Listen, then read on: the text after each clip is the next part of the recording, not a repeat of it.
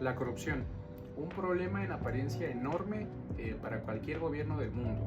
No tiene ni pies ni cabeza y es un poco complicado el saber manejarlo y poder erradicarlo progresivamente. Pero al menos como ciudadano mexicano o como ciudadano de cualquier parte del mundo, es nuestro deber irlo bajando gradualmente, tanto como sociedad como autoridad pública. Diversas teorías señalan que la corrupción es la violación de cualquier obligación de las autoridades, tanto estatales como municipales como federales, buscando algún tipo de beneficio, dicho sea de paso, económico o de cualquier otra índole. Todo bajo un sistema de beneficiarios múltiples, generando así una cierta deslealtad por parte de la autoridad hacia el Estado. También comentan ciertos artículos que alguna de las posibles soluciones al problema de la corrupción sería un juicio de legitimidad en donde esté participando tanto el órgano jurídico, que esté participando lo judicial, lo legislativo y lo social para impugnar o deslegitimar algún cargo de algún servidor público. También diversos autores promueven o mencionan que serviría de mucho identificar dónde nace toda esta cooperación entre sistemas gubernamentales para cortarlos de tajo.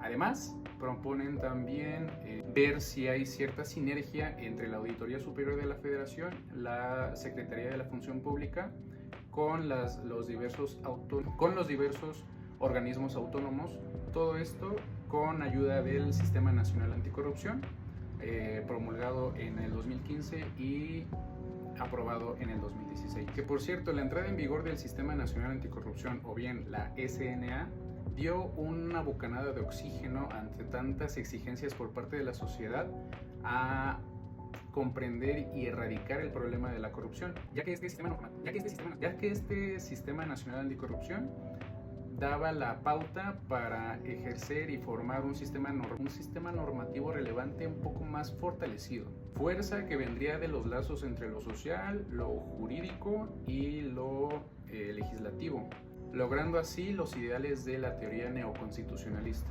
Toda esta serie de reformas para la creación de dicho sistema partió desde el título cuarto de la Constitución Política de los Estados Unidos Mexicanos, en donde se emitieron 8 reformas, derogaciones y cambios de diversas leyes constitucionales, de diversas leyes jurídico-administrativas. De entre las más importantes son la Ley General de Responsabilidades Administrativas, la Ley de Fiscalización y Rendición de Cuentas de la Federación, la Ley Orgánica de la Administración Pública, la Ley de Coordinación Fiscal y el Código Penal. Como hemos mencionado, el Sistema Nacional Anticorrupción necesita de varios elementos, tanto sociales como legales, como judiciales, para hacerse valer. Pero el ingrediente principal para que todo esto funcione es la cooperación y sinergia con los órganos autónomos que dan fiscalización y que dan autoridad a sancionar a ciertas autoridades. Esto obviamente para procurar un mejor Estado de Derecho, procurar la justicia en la nación, para fiscalizar de mejor manera los recursos públicos y estar más pendiente de las actividades, planes que tiene cada órgano participante al sistema normativo, logrando e incitando así una participación ciudadana más activa y más al pendiente de los recursos públicos, de la fiscalización, del desempeño de servidores públicos, de autoridades, de gobernantes, de todo. Entonces creo que el Sistema Nacional Anticorrupción debe de ser un poquito más revisitado. Sin embargo, hay varios autores que discuten y debaten sobre si es necesaria la creación y reforma de tanta ley dentro de la Constitución Política de los Estados Unidos Mexicanos, ya que de por sí el ciudadano común no conocemos en su totalidad la función de cada órgano, de los tribunales, de las autoridades, y no sabemos muy bien a dónde acudir para denunciar cierto acto de corrupción. Es así como Daniel Gómez y Beatriz Cruz, en su libro La diazología como una teoría del fenómeno de la corrupción en México, proponen una ventana de oportunidad en donde ven dos ventanas de oportunidad para mejorar todo este sistema nacional anticorrupción, aportando ideas como el pensamiento ético, como la no corrupción administrativa como derecho humano y acercar el derecho penal con el derecho disciplinario. Ambos autores apuntan desde un enfoque de derechos humanos que existen docentes para el manejo y ejercicio de los derechos humanos, que son las autoridades y el Estado. El primero, que debe de promover, respetar, garantizar y brindar principios de universalidad, interdependencia y progresividad a la sociedad. Y el Estado, encargado de prevenir, sancionar y reparar las violaciones a los derechos humanos en los términos que establezca la ley. Ambos autores son conscientes de que el Estado de Derecho mexicano no es el más fortalecido o el más eficiente para brindar justicia a la ciudadanía mexicana en ningún término, ni penal, ni familiar, ni civil, ni mercantil, mucho menos de corrupción. Entonces, si ya tenemos presupuestado o si ya sabemos esto, ¿qué proponen estos autores? Estos autores de este artículo se ponen un poco filosóficos cuando hablan sobre la ética para el servidor público. Más bien observan como el servidor público, cómo tomarlo y cómo la ética los va a ir conduciendo a una ética material de los valores, observando los valores como medios de evaluación de la conducta. Saben los autores que la ética no va a cambiar nada de la conciencia moral de cada uno de los servidores públicos, pero saben que sí, la ética está para irlos conduciendo hacia los valores nacionales o los valores de la nación, como las normas, los mandatos y todo lo que engloba el ser un servidor público. Aquí los autores hacen referencia a García Maínez, en donde juega con los conceptos como el deber y el valor, que el deber tiene por sí mismo un valor intrínseco mayor a cualquier valor material. Entonces el hombre, en la lógica de Maínez, el hombre debe ser justo porque la justicia vale. Algo que desde mi perspectiva pudiera ser un poco más eficiente en el manejo del decrecimiento de la corrupción es acercar el derecho penal con el derecho disciplinario dentro de la administración pública. Esto gracias a la Ley General de Responsabilidades Administrativas, en donde hacen una separación entre faltas graves y no graves. Desde la entrada en vigor del Sistema Nacional Anticorrupción se reformó tanto el Código Penal como dicha Ley de Responsabilidades Administrativas, para que tuvieran un vínculo más estrecho estas leyes y catalogar los delitos de corrupción tanto para servidores públicos como para gente común. Algunas de las faltas graves que considera la Ley General de Responsabilidades Administrativas es el cohecho, el peculado, el desvío de recursos, el abuso de funciones, el encubrimiento y el desacato. Todo esto aplicado a servidores públicos, a particulares y a particulares en situación especial.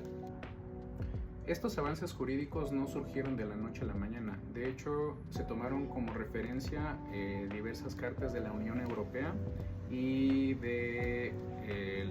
tomaron en cuenta diversas cartas, como la Carta de Niza de la Unión Europea y la Carta Iberoamericana de los Derechos y Deberes del Ciudadano en relación con la administración pública. Estas dos cartas fueron una referencia para la Constitución de la Ciudad de México, la cual empezó a dar ciertas reformas y cambios al Código Penal y a la Ley General de Responsabilidades Administrativas.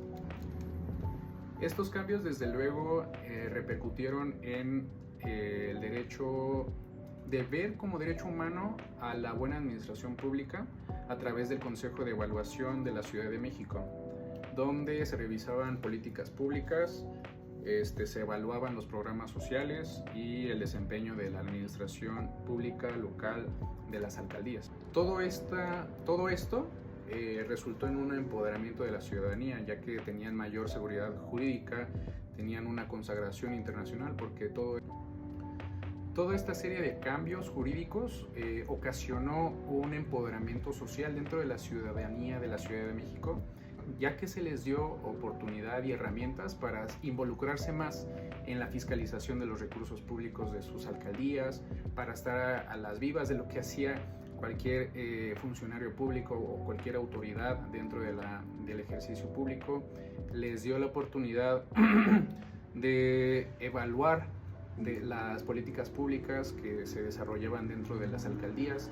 En fin, fue una serie de cambios que dotó a la ciudadanía de muy buenas herramientas. Ya se hizo de noche, ya está lloviendo. A manera de conclusión, debo decir que todo lo desarrollado en este video fue en base a dos lecturas: la incompetencia de origen, un estudio de caso en Quintana Roo, y la diasdiología como una teoría del fenómeno de la corrupción en México. El primero escrito por David Guzmán y el segundo escrito por Daniel Gómez y Beatriz Cruz. De este último libro, la diasdiología como una teoría del fenómeno de la corrupción en México, se visitó varios apartados sobre la conceptualización, el estudio y cómo se ha formado el Sistema Nacional de Corrupción, pero en el último capítulo hace hincapié en el pensamiento de Thomas Hobbes sobre el iusnaturalismo, la naturaleza del ser humano, del hombre. Pensamiento que vale la pena revisarlo un poquito a profundidad y tratar de enlazarlo con toda la teoría de corrupción que hemos hablado. Thomas Hobbes decía que la naturaleza del hombre es usar su poder a conveniencia para la preservación de su propia naturaleza, de su propia vida. Entonces, en la actualidad sabemos que la corrupción es inherente al ser humano, forma parte del ADN de cada uno de nosotros.